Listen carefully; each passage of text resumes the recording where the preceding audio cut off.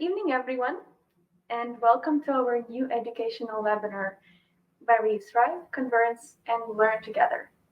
Today, we will be focusing on the relationship between our mental health and our gut health with our wonderful guest over here, Alya Serghanuk, and she's not only a gorgeous visitor to our studio, but she is a dedicated professional at the BioAro at the role of Counsellor Intern Psychologist as the world embraced the new application of the AI.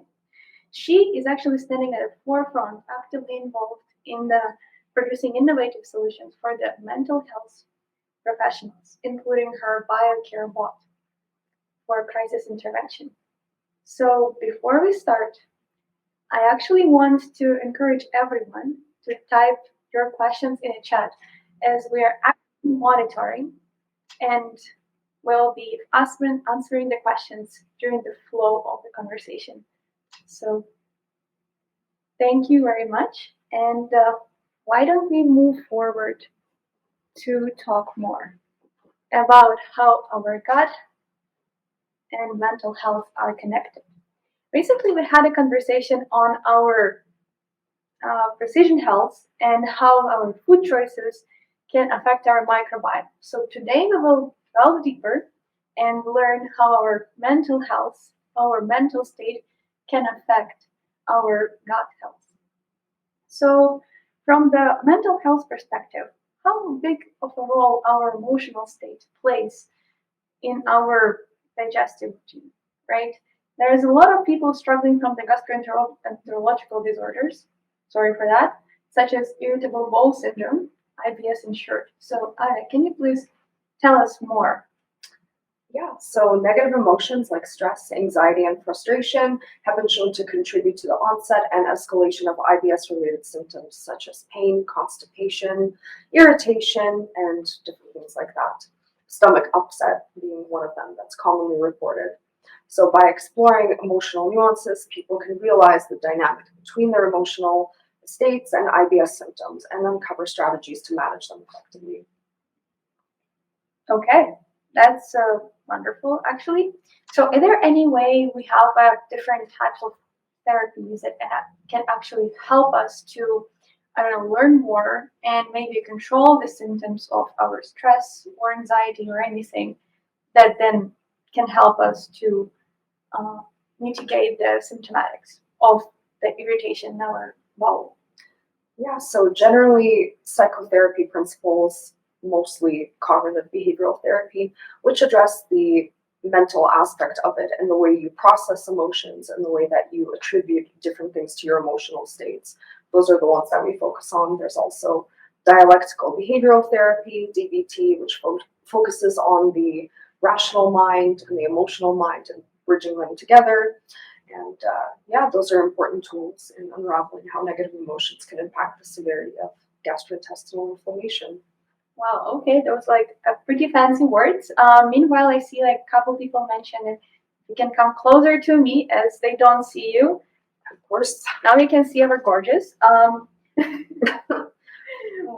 Well, so you mentioned two fancy words such as dialectical and cognitive therapy. There's also acceptance commitment therapy as well. Acceptance commitment therapy. Oh my goodness. If I'm struggling to juggle all those words, I believe the people behind the screen struggle to juggle with that too. So if you can explain it in the simple words, what exactly is behind all of those therapies? So essentially, we're trying to find more adaptive and positive emotional responses in their psychology. So those will help with the challenges associated with IBS problems. So a lot of it focuses on obviously negative emotions, but negative thoughts and how those influence your behaviors. And a lot of it can contribute to this negative loop. So addressing people's unique emotional needs while exploring their thought processes to contribute to a more effective and holistic management of IBS. That is the goal. So in a simpler words, basically when we're talking about our negative emotions, right? And we are acknowledging them, which is the most important part. and I will not. I will make sure to stress that, acknowledging that. This is when it can help us to mitigate the irritation problems. Yes, but not just acknowledging, you have to challenge it. So as an example, in CBT, strategies focus on identifying challenging negative thought patterns and fostering a shift towards more adaptive and positive thinking. So within IBS, negative emotional expressions can induce flare-up symptoms, which are just those nagging symptoms that often create those negative emotions. And this can make it harder for people to manage their IBS effectively due to feeling defeated, scared, or frustrated, which is the negative affective response, is what we call it. So the exercises and guidance within the BioGut program act as a structured and supportive platform, which allow those people who are suffering to recognize and reframe these negative emotions that are linked to their IBS symptoms, and then reduce the flare-ups and feel better. Okay, so basically, I never thought about that. But I always think that I'm unlucky when something bad is happening and I'm feeling bad. Let's say I'm having an upset stomach, or I don't know, my belly is hurting, something like that. And maybe it's actually me being biased about myself. Yeah, Is it kind of true? Yeah, for many people, it's helpful to learn about identifying patterns of ineffective or faulty thinking. That's what we call it. And those are associated with specific triggers or situations. And this can empower people to shift their thinking towards a more balanced approach. So this might mean changing negative thoughts about symptoms or building a stronger mindset when dealing with bowel pain challenges. And it can also involve looking back at times when you successfully managed these symptoms before, or trying small experiments in everyday situations to prove that you can handle challenges and that nothing bad will happen if you step out of your comfort zone and out of your usual ways of thinking, which can be highly negative. Okay. Well, we actually have a question over here that states, do negative emotion cause dysbiosis or the other way around? It's both, actually. So, like we said, the brain and gut connection is very strong through the vagus nerve. So a lot of the times, dysbiosis, it creates those flare-ups, which can create those negative emotions like we talked about. But sometimes negative emotions, they can create a very strong chronic stress response over time, and that can actually contribute to the manifestation of IBS symptoms. So that's kind of a downstream effect of the chronic stress cascade. Okay, well, so basically, the vagus nerve is correct me if I'm wrong, right? I'm just trying to explain to the audience. So the vagus nerve is this nerve which connects our brain to our gut, right? In simple words, yes. In simple words. You can say that. And basically, if we are stressed or anxious or any other kind of factor that affects our, I don't know, happy lifestyle, it can bring some effect to our microbiome, which will then bring the issues with our digestive system. Yeah, everything is linked. So the central nervous system and the enteric nervous system are in constant communication, and most people don't realize this. So pretty much environmental factors like what you eat and how you interact with the world, what's going on around you, that can influence your gut as well. So everything is kind of joined up. Okay, we have more questions regarding this topic. Okay. So, following the question, the previous one, because it's the same person who's stating that. So, can psychotherapy help alter the dysbiosis? And another question from a different person. Does high level of masculine energy in women cause anxiety? If yes, it's possible to reduce that masculine energy. So for the first question about dysbiosis, I believe it will be easier to address right now. And we will walk through and then also answer the questions about the anxiety slightly further. And we touch the topic about anxiety, right? Yes. Okay, so about the sorry. Yeah, no problem. Dysbiosis, that is that's occurring at the micro level. So psychotherapy, obviously, we're talking about some sort of top-down control. So we're taking control of, our minds, and we're trying to create some change at the lower levels, right? That is a very technical question, so I cannot answer it 100%, but psychotherapy has been shown to be effective, and it's probably the most effective at this point that we have, with moderate effect sizes. So it's not low or high, but it's showing effectiveness in handling IBS symptoms. As for dysbiosis, it would require a more comprehensive approach, which is why we have the BioGut Clinic. So it would require changes in your diet, in your lifestyle, and the psychology part in order to contribute to improved gut health. So it's everything all together. Holistic management. Pretty much everything. Actually, for that question, we will have a panel discussion with a different specialist on February 15th. I believe that will be a perfect time to address all those questions, as we will be having a biotechnology specialist and a dietitian in the room, which can support our psychologist over here. So it will be more fun.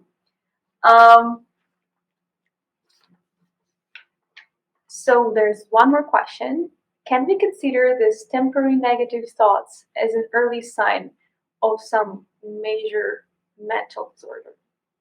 The key word here is temporary. So that would not be indicative of a major mental disorder. Anything that, based on the DSM-5 designation, like anxiety and intense feelings of sadness, if it's for more than 2 weeks and it's being prolonged for like months at a time, it's recurring, that's when we would kind of have a red flag and be like, okay, it's time to, maybe get these symptoms checked out, maybe do some assessments, and maybe get a formal diagnosis. So it really depends on the chronicity and how often it's happening and how impairing it is as well. So if it's very impairing and it's occurring for a long time, that's when you'd want to get that checked out. But if it's temporary, you have to realize that everybody goes through hard times, and it's normal as long as you process and as long as you can find a way through and find positive ways of coping, which is, again, flexibility, adaptive responses. So when we cope with a problem, this is when it's good. Positive coping. Positive coping. Yes. Okay. Well, actually, let's move to our next question, and it's more about coping, according to my opinion. So the fact of low esteem and body image, does it have any kind of relationship to the eating habits and causing any issues for the digestive system? Yes, this is actually the second module that I created, which is on interoceptive awareness and body image, being aware of what's going on in your body, being aware of how you feel about your body, your thoughts, and how they play a role. So these dynamic relationships between self-esteem, body image, and interoceptive awareness play a crucial role in shaping the overall well-being of people, which contributes to their mental and emotional health as well. So in simple terms, interoceptive awareness, which is something that a lot of IBS people don't have, is the ability to locate, perceive, and interpret your internal bodily sensations.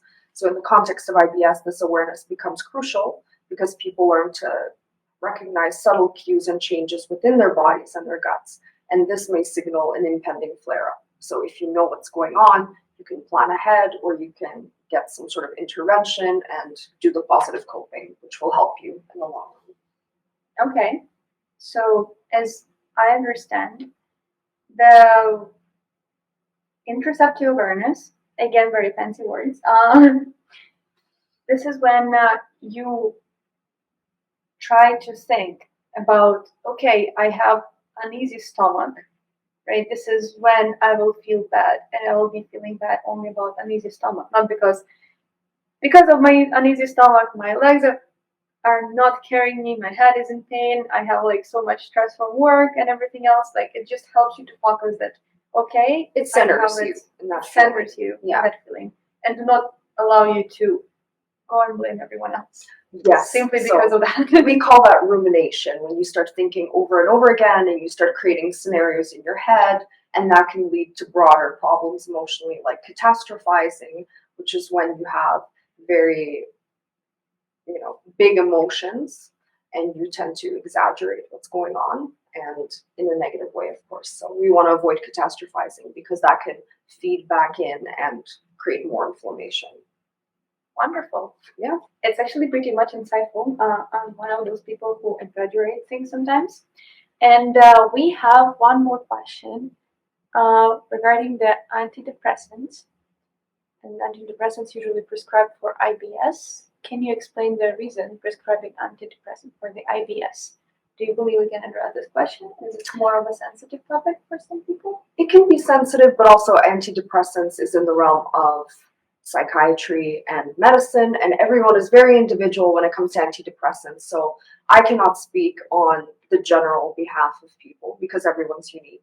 Some people with IBS don't require antidepressants, but also, like we talked about, there's a lot of negative emotions associated with IBS, and somebody who has this condition may be impaired emotionally and may need antidepressants to function normally, which is completely fine.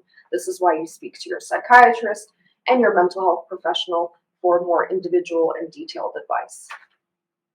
Okay, so we talked about the interoceptive awareness. Are there any other factors that can, like, how our body image and the way we are concerned about our body image can contribute to our gut health? Can you define your question a little more specifically? Sure, definitely. So something like self-esteem, right? So everyone has a different self-esteem, and sometimes it can actually negatively impact our eating habits, right? If I'm feeling very low, it's very personal. I tend to eat a lot, right? And obviously, it's for my mom and for, I know, a couple people who, when they feel low, they actually don't eat. And maybe it can somehow contribute to the IBS symptomatics or something else. Yes, so you mentioned a lot of things there. So self-esteem is definitely a concept we explore, but I will go back to the overeating or undereating part. So overeating is actually a negative coping mechanism.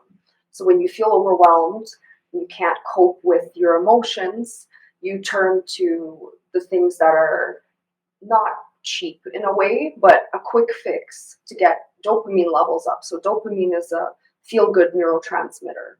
So it's released during pleasurable activities or things that make you happy and boost your mood in a way. So food is one of those things for many people. But if you stop yourself in those moments and instead of reaching for the donut or, some sort of carbohydrate, some fatty foods that boost your dopamine, you can sit down and journal about your emotions, maybe track them down, start thinking, why do I feel this way? What can I do for myself to address these negative emotions so I don't have to turn to these negative coping mechanisms? And you start probing a little bit deeper, trying to see where those negative emotions are coming from. That's what matters. I see. That's So fridge is not a solution. Exactly. Yeah. And we address self-esteem and body image through various exercises, and they're designed to enhance different aspects of IBS life and facets of IBS. So journaling exercises is something I'm very big into because it's a very introspective process. It lets you kind of go deeper into your thoughts, make some connections. Mirror work is really important. So getting to know your body in different states. If you're bloated and you're looking at yourself in the mirror, instead of passing judgment, you accept yourself in that state and you realize, just because my body changed, just because my body looks a little differently, doesn't make me a bad person. It doesn't mean something's wrong with me. It doesn't make me ugly. But of course, society and different stuff kind of is involved as well. Actually. But yeah, mirror work. And those are just two ways that we work towards a more positive body image and encourage people to locate their own sense of worth and focus on their unique body capabilities. So we shift the focus toward what can your body do instead of what does your body look like? Because let's be honest, what you look like is the least interesting thing about you. Nobody thinks when they see you, here's Alina, she's, this and this and that, and she looks like this, and she's short, or she's tall, or she's skinny or fat, or whatever. No, they say, you're capable of what you do, and people remember how you make them feel and who you are as a person. That's lovely. Actually, I am one of those people who I'm happy with the body composition because before I used to run a lot. And I had a shape of my dreams, and it was amazing. I felt nice and light, and I believe that word was right at the tip of my toes, and everything was fine. And I don't know, lifestyle changes, routine, some of the stress, I don't know, some of I don't know, personal issues. This is what's sometimes stopping people from getting into their shape. And I still have a hard time to accept the way I look in a mirror. Is there any way you can help people who actually just look in the mirror and feel that they just don't like themselves over there?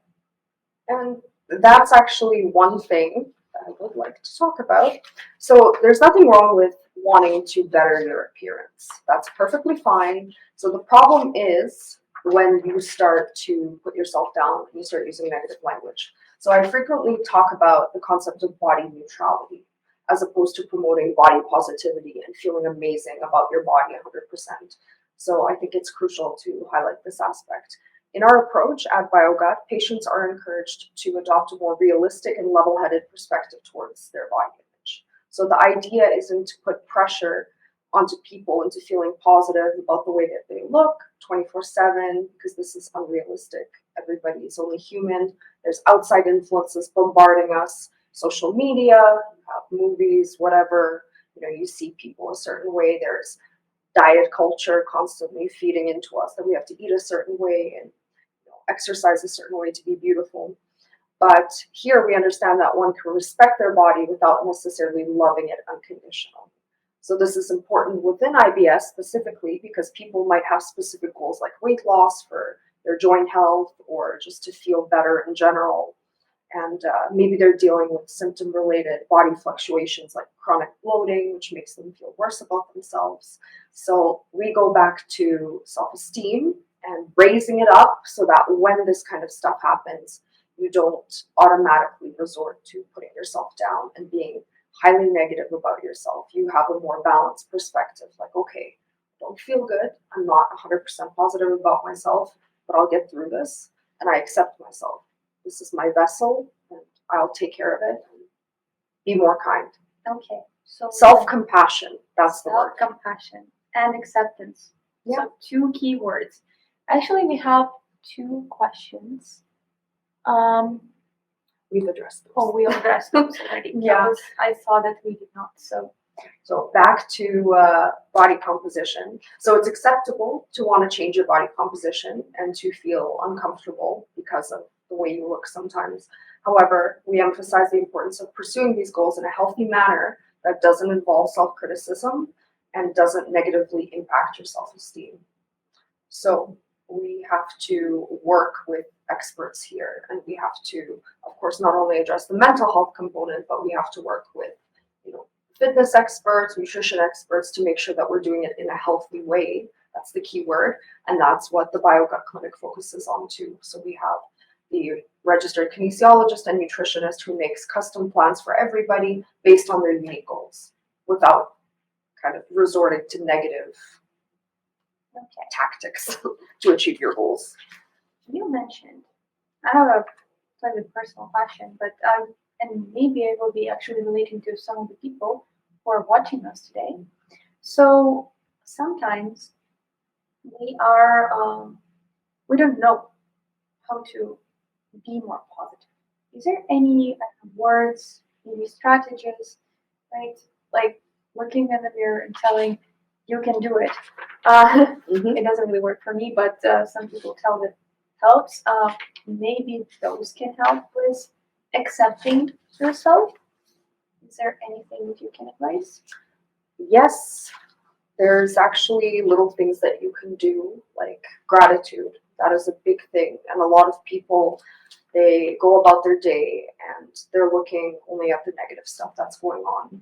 And unfortunately, because of evolution and the way that we're made, our brains are constantly scanning the environment for threat and for negative events to happen, for danger. We have a stress signaling system, so it's the sympathetic nervous system that's on high alert, and it can be easily triggered. And once again, like I said, I'm not going to go into technical details, but this can trigger a chronic stress cascade very easily if you allow it to. So in the end, we're generally rational animals. That's what I like to say. So we need to focus on kind of shifting our attention away from those base sort of know how to say it, maybe like preoccupations, right, for danger and stuff like that. Yeah, So it's like a defending mechanism. defense mechanism, exactly, yeah. So focusing more on the things that make you happy, little things, and that's what compounds over time. If you focus on the little things, and that makes your day better, make a list of things that you're grateful for, and pay attention to the moments that put you in a relaxed state. So that is, in the scientific terminology, it's ventral vagal state. That's what it's called. So, Okay. More yes. fancy words. Yeah. But So it's simple. Coming back to our journal, right? yes. Noting positive things. Exactly. Yeah. Okay. I'll definitely try that. Well, we have been addressing a lot of things about the unfavorable body composition, but there's also a big component of our life which is related to our stress and anxiety. Right? Stress and anxiety is a big part of our lives, and we actually feel it every single day. It can come from work, it can come from exam, it can come from the educational institutions, right? That are sometimes pressuring you with assignments. It can come with a political situation, knowing how sometimes irritating things are around us and dangerous, right? So on a basic level, anxiety and stress affect us, and it actually affects our eating habits. It affects our level of socializing. Can we do something about it? Well, there's many things you can do. Recognizing that you need to work on it is the first step, of course. So psychotherapy, we talked about that. There's also somatic regulation methods, which is essentially just controlling your body responses through mindfulness and through stuff like progressive muscle relaxation, which is a way to systematically tense different parts of your body and then relax them. So just focusing like head to toe or toe to head, whatever you really want. So in our BioGut program, we open communication about issues and concerns patients are facing related to IBS, linking back to stress.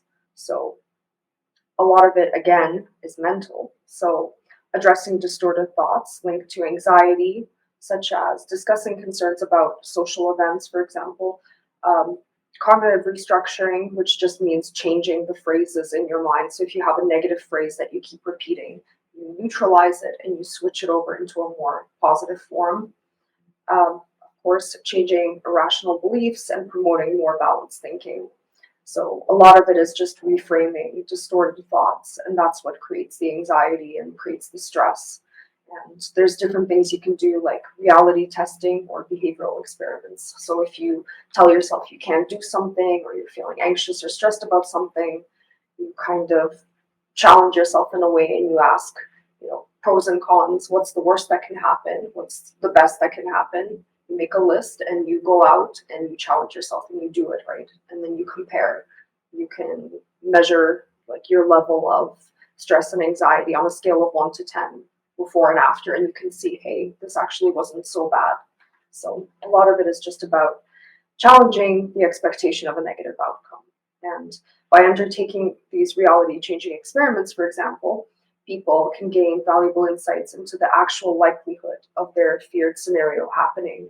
And this process not only helps in debunking irrational beliefs that you have, but it also creates a more balanced perspective, which reduces stress and anxiety. So the goal at BioGut is to empower people to navigate social situations, stressful situations with greater confidence. And obviously you have this toolkit full of psychotherapy techniques and better stress management, which we talked about, positive coping mechanisms like exercise, mindfulness, doing things that make you happy, having a creative outlet, because if you're always just working and you have this solid routine where you're just go, go, go, and your body is in a hyper stressed state, right? And you don't have that mechanism to kind of shift to something else and to relax and to decompress. Obviously, stress levels will be going through the roof. So honestly, right now, as you brought like overwork and like have this routine which like made your level stress levels high. Sorry, pardon my English, not the best for the evening.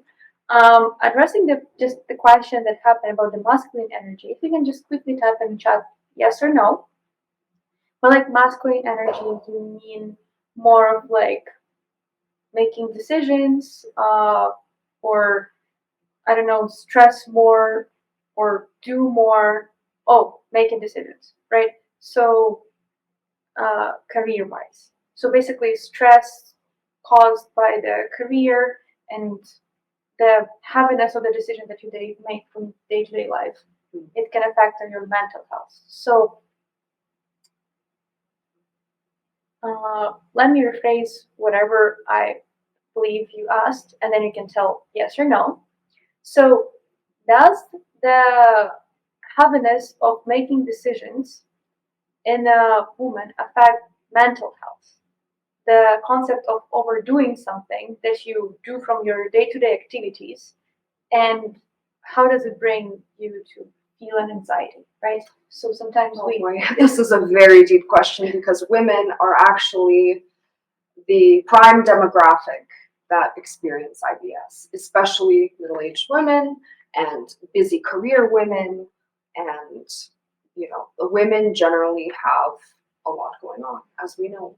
They have children to take care of, they have homes to take care of and run, and then if you add a business on top of that, and you add all the responsibilities of a career and occupational demands, obviously work-life balance becomes a big problem, and that is a huge factor that exacerbates IBS symptoms. So that's actually a good way to rephrase it. So women are taking on a lot, and the nervous system is very fragile, and we're only human. So if we don't decompress, like I said, positive coping and ways of dealing with stress, it's going to make it worse, and it's going to create those flare-ups and create more emotional distress. And it's just this negative loop that people get caught in.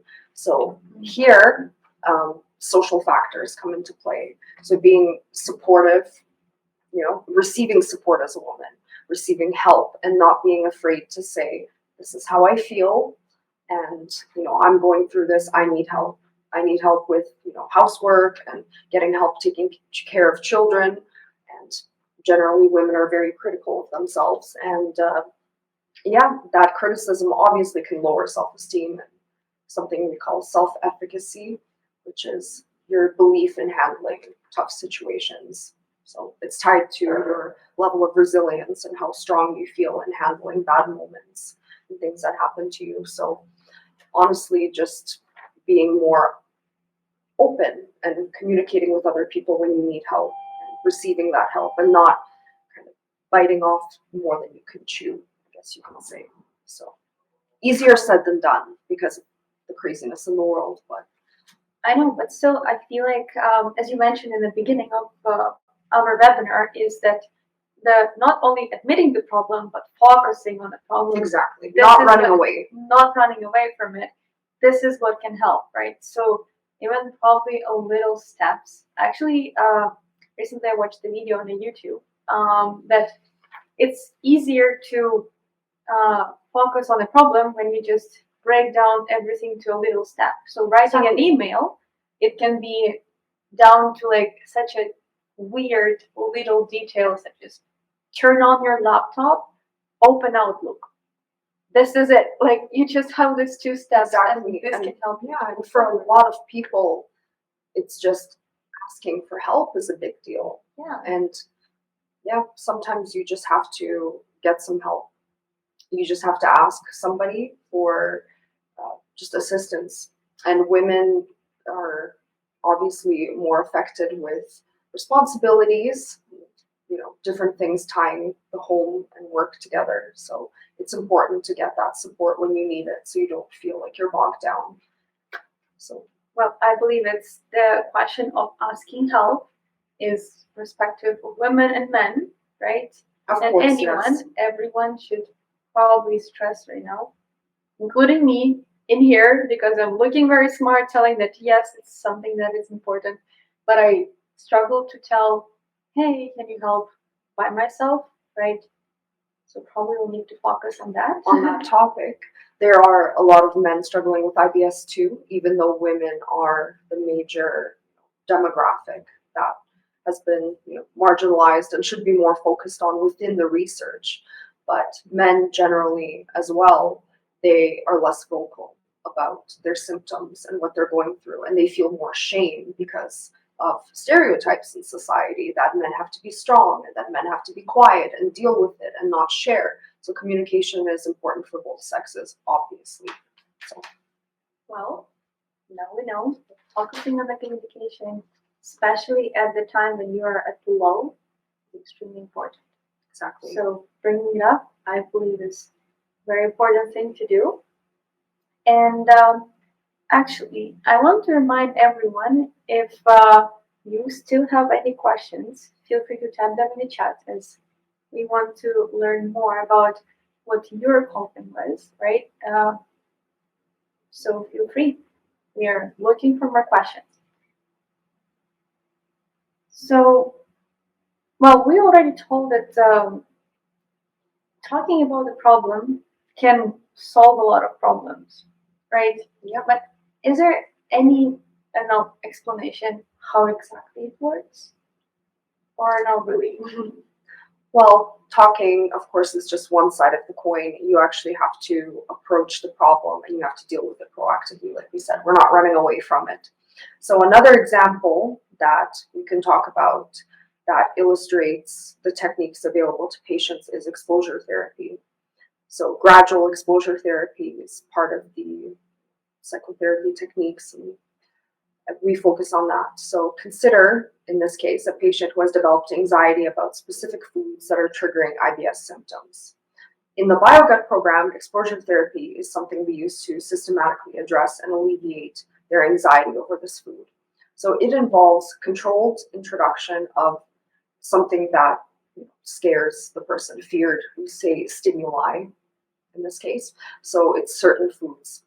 And we help people confront and challenge the association that they have, the negative associations between the foods and their anxiety. So the process is safe and guided, of course, and we're ensuring that individuals can navigate the exposure in a supportive environment with our help.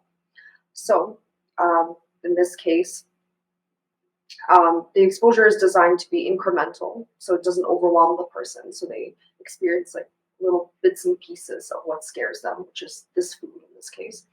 And we tailor it to the individual's pace. So there is some hand holding in the beginning and some observation from somebody alongside.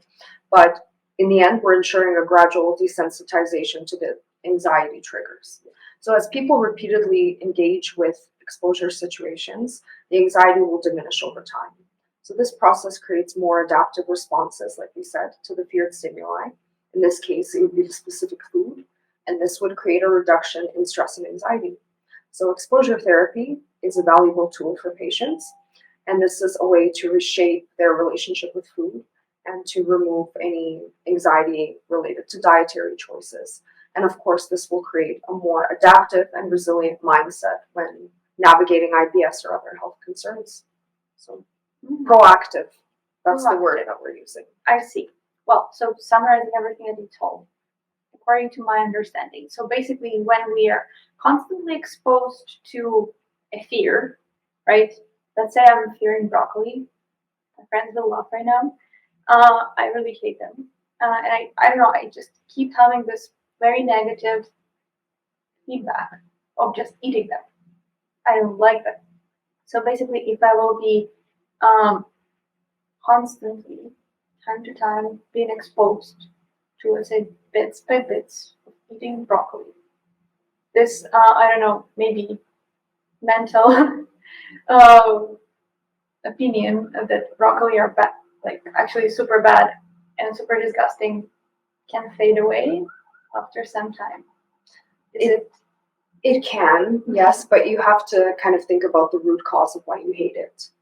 So there are people actually who will grow to actually be scared of a certain food because they got food poisoning once, because the association was so strong in their mind and they experienced so much pain and so much discomfort that their brain made that connection between the discomfort and that food, even though, maybe it was just an accident, right? Like maybe the food wasn't cooked properly, but the brain, it goes into that survival mode like we talked about, and rationality is thrown out the window. So here, the important part is getting through that first anxious phase, that step. So I guess in the case of broccoli, you could make a sauce with broccoli in it. So maybe you didn't even really realize like the chunks of broccoli are in the sauce, right? But it is. And then slowly you would introduce like more visible forms, like more quantity of it, and different recipes, stuff like that.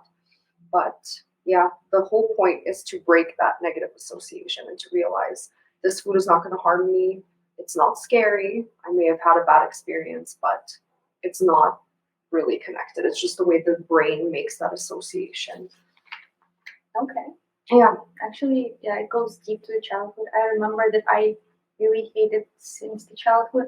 I don't even know what connection is over there. Maybe. Yeah. But I'll definitely start focusing more on why, actually. Yeah. And these associations go beyond food. It can be childhood trauma. Something happened to you when you were younger. And those unconscious memories and those links could still be there. So this sounds very silly, but in the case of broccoli, for example, if you were younger and you were eating broccoli someday and maybe someone slapped you or somebody was traumatizing you, you could make a link with that. So different aspects of the environment, different stimuli could be associated with that negative response. You feel pain on your face, you feel anxious, and then the broccoli just happened to be there, but your brain made that connection. Okay, and this is how the connection comes in. Actually, so we have one more question, and this time it's related to the dopamine. Does fear of failure comes with low levels of dopamine? And that is a very specific question, but low levels of dopamine generally can manifest as amotivation, which means not being motivated to do much. It can contribute to low mood, and generally it's associated with depression and anxiety. So low levels of dopamine would be connected with those kinds of symptoms. Fear of failure, that's like a very specific behavioral symptom. So I can't specifically say, you have low levels of dopamine, you must fear failure or something like that. It's very individual. But it somehow can be. So let's say you have a low levels of dopamine and then you feel very low, right, emotionally.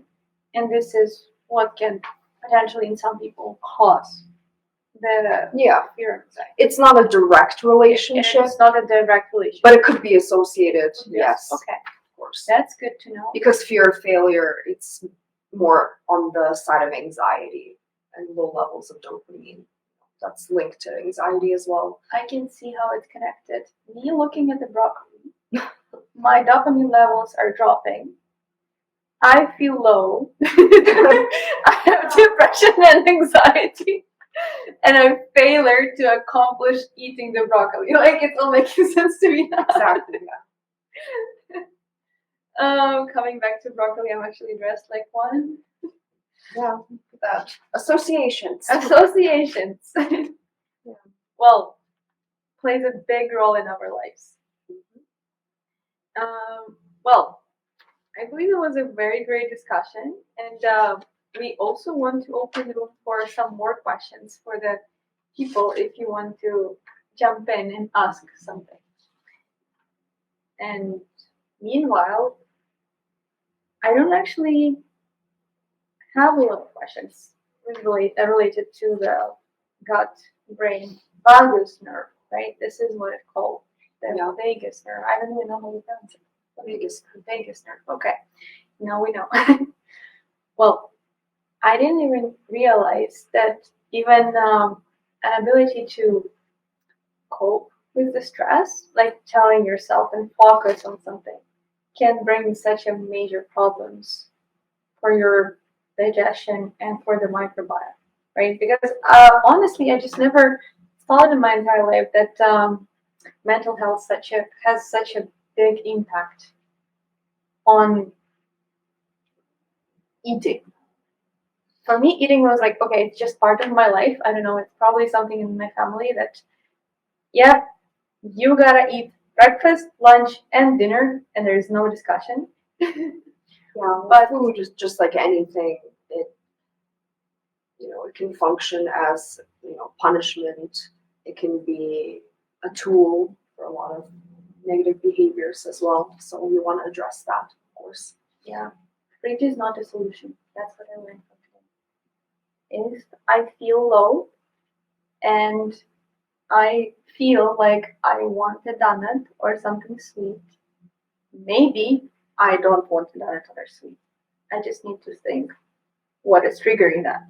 That's my major takeaway. If people can actually write your major takeaways in the chat, it will be appreciated. And for now, as I believe we're coming to the end of our webinar today, I want to thank you, everyone, for your participation and for the opportunity to share this moment with everyone.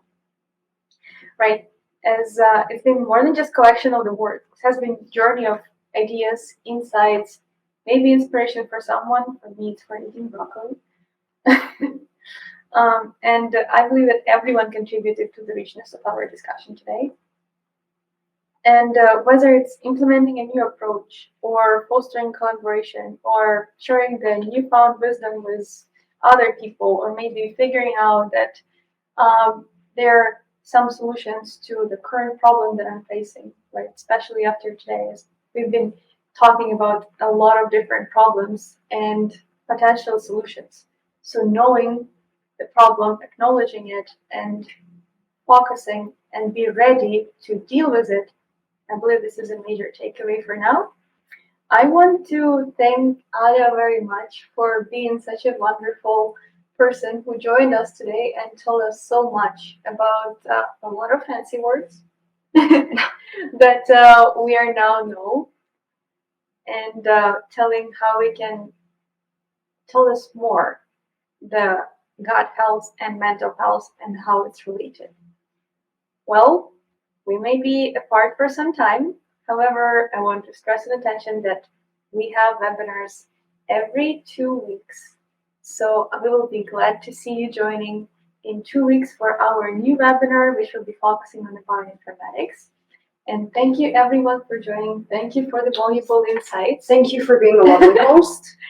A funny host too. Funny host too. Yeah, broccoli makes everyone say, I'm telling you, I always literally need to focus more. And quickly, there is a question. Low dopamine is considered a sign of something major. Not always. So we're talking about chronically low dopamine.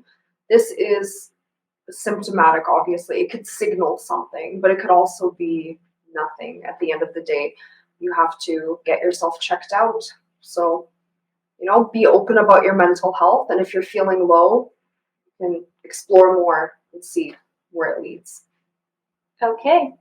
Now we know the highlights, and I believe people had a major takeaway of the session. Thank you. And thank you for pointing out the question, because I was super focused on thank you that coming up on the chat instead of answering that. Well, thank you everyone, and I hope to the new meetings and that we will see each other again soon. Thank you very much.